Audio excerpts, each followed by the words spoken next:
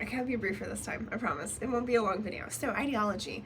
Ideology exists throughout this chapter. We've been talking about it for a while because my initial definition, so one of the very first videos from 11 weeks ago now, was that rhetoric is epistemological, ideological, and axiological. So now we're really focusing on ideological. How does rhetoric tell us what we're supposed to value and how we're supposed to value? So ontology, which was really important in chapter 10, was all about how we come to know ourselves as being, and then how our being exists within cultures and within situations. Ideology is really focused on values. What is it that we communicate about what we value and why we value it and what all of that looks like?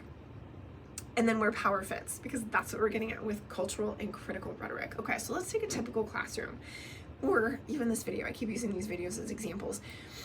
In a typical classroom, all of the desks face one direction. I'm putting my hand in this way in a very specific reason, and then the teacher desk is typically at the front. In K through 12, maybe a teacher's desk is at the side, but then that where the students are supposed to look is all directed in one direction. And the person that stands then at the front, where all of those seats are directed, is the person with the most power. And usually it's one person standing with other people sitting. That is a power imbalance. I mean, just physically, that is a power imbalance with height and with size and with space that's being taken up and with how the directionality, literally the furniture directionality, creates power within a square.